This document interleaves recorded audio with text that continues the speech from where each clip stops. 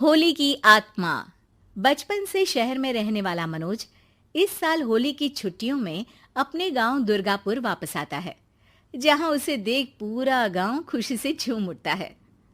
जब गया था तब इतना सा था और अब देखो कितना बड़ा हो गया है।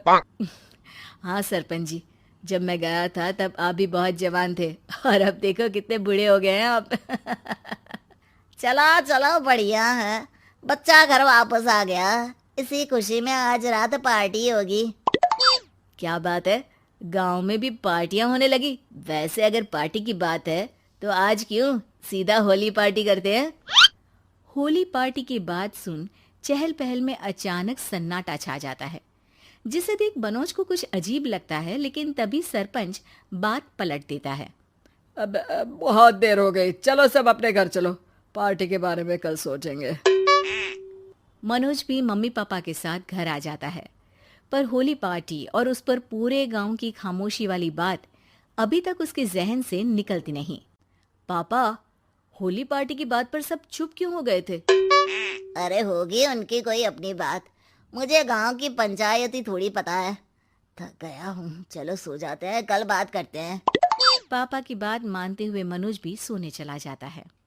आज तो छुपा लिया, लेकिन हफ्ते बाद जब होली का दिन आएगा तब इसे कैसे रोकोगे। अगली सुबह सूरज के साथ ही मनोज भी गांव घूमने निकल जाता है, जिस पर रास्ते में उसे अपनी ही उम्र के कुछ लड़के भी मिलते हैं, जिनसे दोस्ती कर अब वो उनके साथ घूमने लगता है। इसी तरह कुछ दिन बीत जाते हैं और होली नजदीक आने लगती है। दोस्तों, होली में 4 दिन ही बचे हैं, पर गांव में उसकी कोई तैयारियां क्यों नहीं दिख रही। क्योंकि यहाँ होली नहीं मनाई जाती। अरे पर ऐसा क्यों। वो राजा भूषण। अरे तुम 4 दिन के लिए आए हो, क्या इतना सोच रहे हो। चलो कुछ खाने चलते हैं। इसी के साथ एक बार फिर होली की बात को टलते हुए देख मनोज को शक होने लगता है।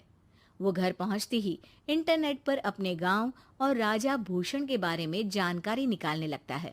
क्या? मुझे आज तक ये नहीं पता था। ऐसा कैसे? किसी ने मुझे कुछ बताया क्यों नहीं? सारी जानकारी लेने के बाद मनोज गांव वालों या अपने मम्मी पापा से कुछ पूछे बिना खुद ही उसकी सच्चाई के बारे में छानबीन करने लगता है, जिसके चलते वो राजा भूषण की हवेली में पहुंचता है। वाह, क्या हवेली है यार। पर क्या यहाँ सच में कोई भूत है? हेलो भूत जी, कोई है क्या? हम इस साल गांव में होली सेलिब्रेट कर रहे हैं, क्या आप उस पर थोड़ा इंटरव्यू देंगे? मनोज के ऐसा बोलते ही गांव में तूफान उठ जाता है और हवेली में रखी सारी चीजें हिलने लगती है। एक अदृश्य शक्ति मनोज को धक्का देकर